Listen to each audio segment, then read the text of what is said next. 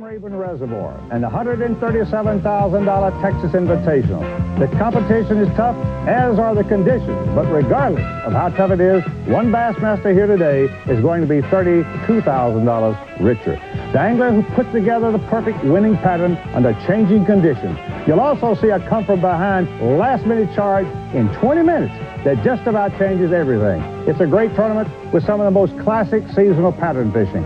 Stay tuned. I'm Ray Scott. The Bassmasters will be right back.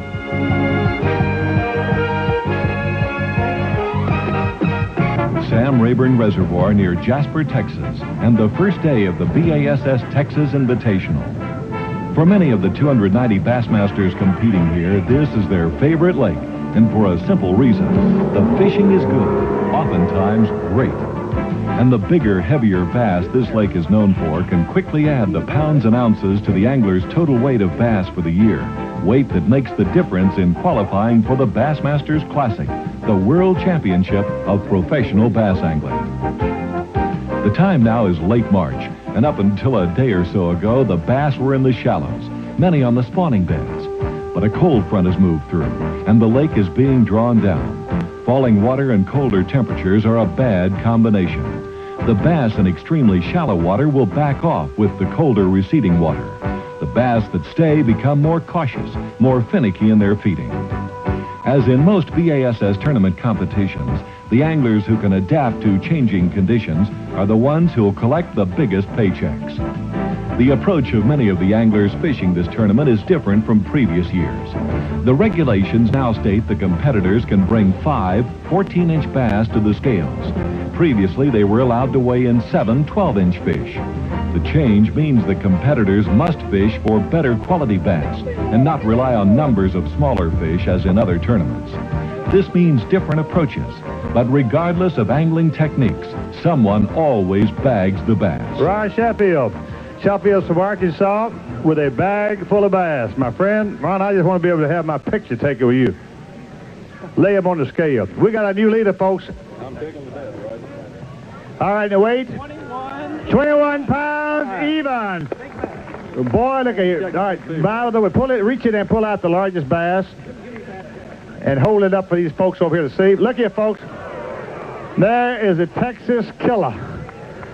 Now, that's the biggest bass, and let's look at this fish and look at him beautifully. Folks, lay a fresh basket up here. This bass, would you say, how much do you think he'll weigh, Ron? I hope he weighs 8.5. Somebody said they think he'll weigh 10. What's the largest you ever caught in your life? Well, I had big bass down here last year, Ray, with a 611, and I felt really fortunate to catch this fish. I've never caught a 9-pounder. If it weighs that, I want it. I caught this fish on 8-pound test line. Woo, heart attack city. All right, lay her in there nice and easy. Nice and easy. Now watch the scale with me. Come on, get down close. 8. 10 pounds, 4 ounces. That's great. That's great. Now, I ain't never caught a fish that big in my life. Well, you know you have the right. This is a very old fish, and you have the right to have it mounted if you like. Well, I definitely would like to have it mounted, Ray. How about it, folks? Can you tell us this is a once-in-a-lifetime deal? You know, you don't do this, but just, very few people in the world, when you pay your entry fee, you can vote. Catch your release. This guy got his hand in his pocket. He's probably a banker, so he got all the money in the world. Probably financing these people. Listen, seriously, this bass was caught. Would you tell us what? You don't make it. There's no secret. What were you doing? Where were you doing it, and what happened? I was fishing a 4-inch worm in about 7 feet of water whenever the fish hit the lure, and I was actually using 8-pound test line. I was really lucky to get the fish. I had a great partner today, Mr. Hewlin Walker. You know, you don't have a net rule, and I asked Hewlin if he would mind lipping the fish. When she jumped, I think from a distance, I thought she was about a 5-pound fish. But when she got up closer to the boat, he quickly got down and did one of the greatest jobs, just reached right down there and lifted her after she wore out. It took about 5 minutes to get her in the boat, just kind of play her down. But I feel great about this. I really do. That's all I can say. All right, folks, let's give a great hand. Oh, what a thrill.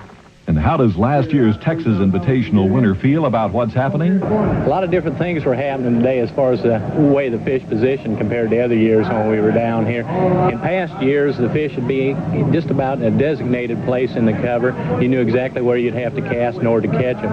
Now today, throughout the day, they'd continually move to different spots. They'd be on the outside of the cover, then they'd get in tight to the cover.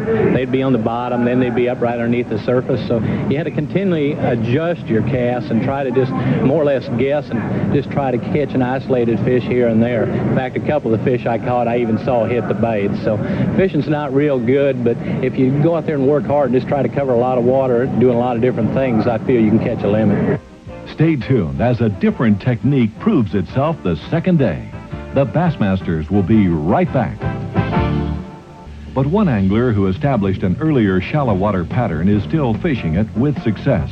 Missouri's Guido Hibden is called the master of the Gitsit, a small worm-like lure.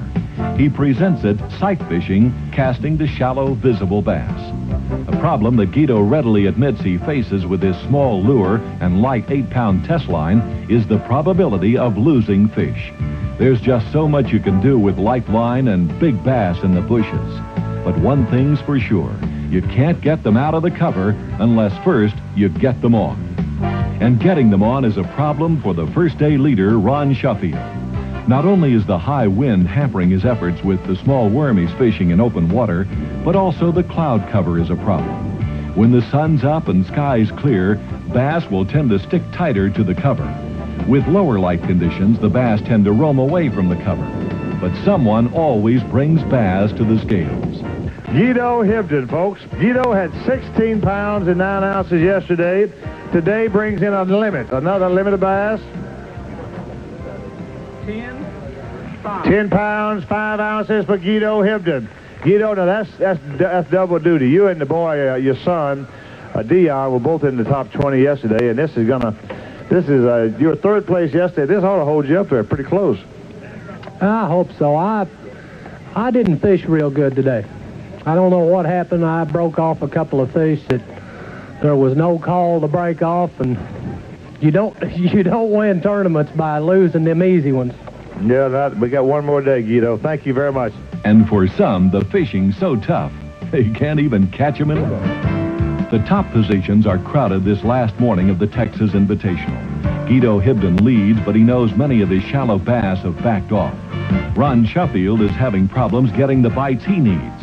And Denny Brauer, who won this tournament in 1984 and 1986, admits his bass are scattered. That is, two areas are far apart and the fish are not biting.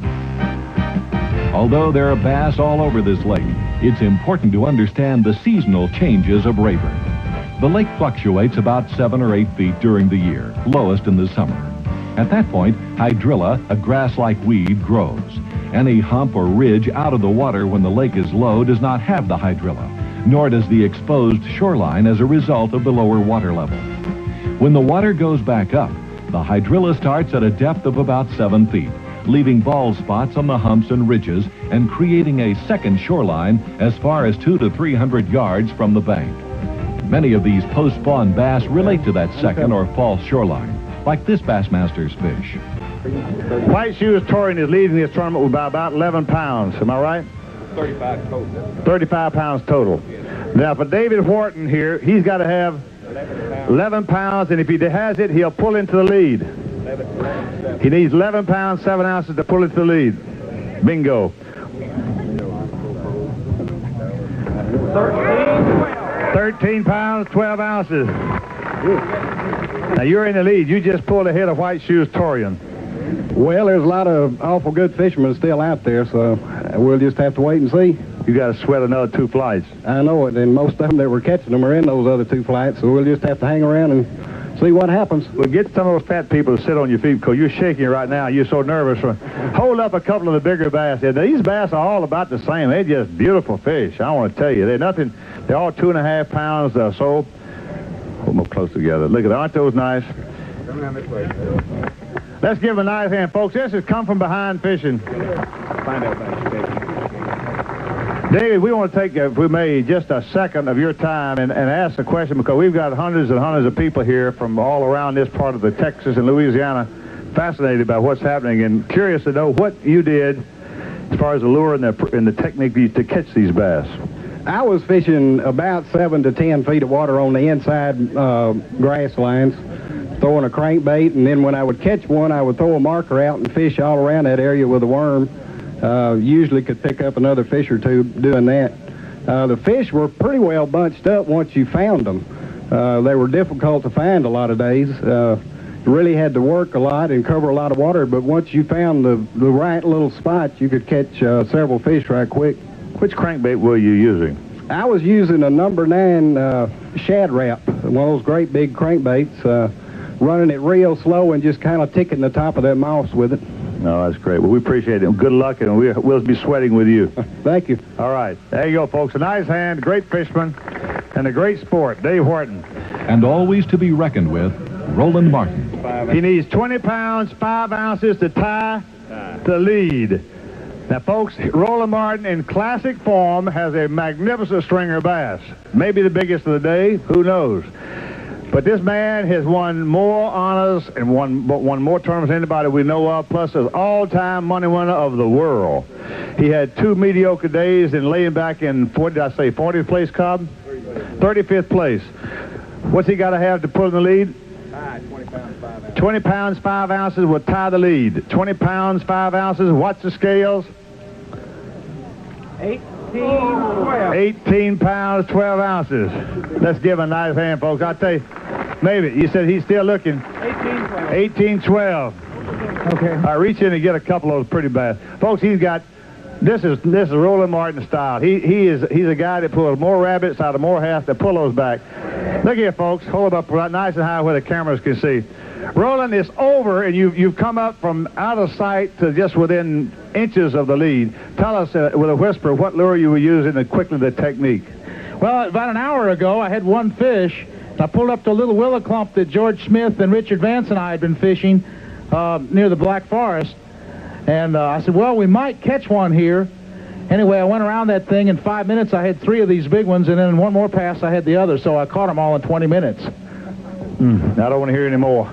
You want to weigh the big one? Sure, we'll weigh the big one. This big fish is going to go about 7 pounds. What do you think, Roland? What do you think? Bigger than that? Yeah. It's a heavy fish. Oh, big bass of the day, 7 pounds, 15 ounces. Woo, son. And last year's winner. Now, folks, a man who's right up in the top, Denny Brauer, 3rd place with 26 pounds from Missouri, brings in 2 bass, and he ain't happy. It was rather disappointing, Ray, but, you know, that's fishing. You got to take the bad with the good, I guess.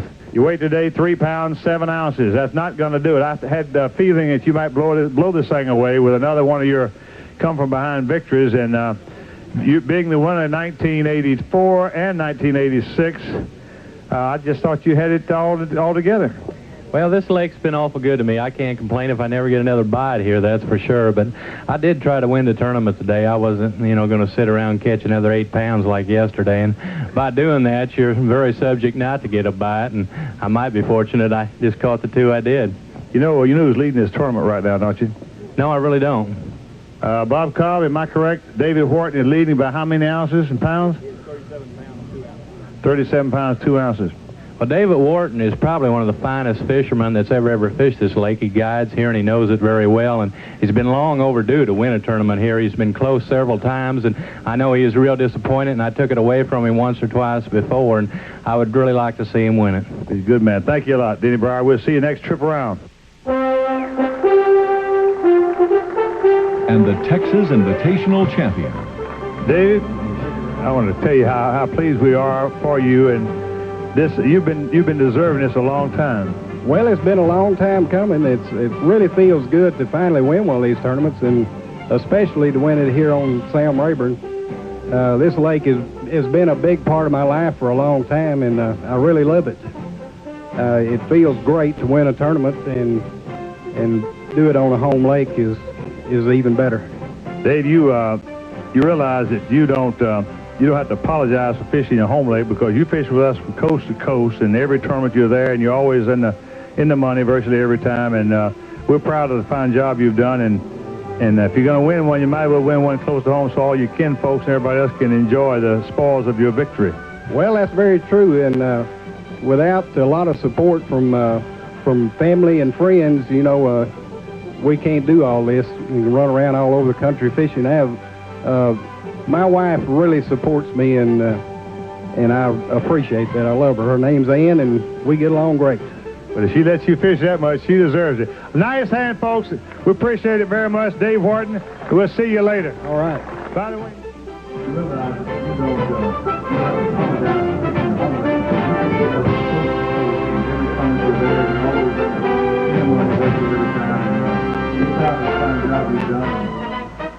And how did the champion catch his bass?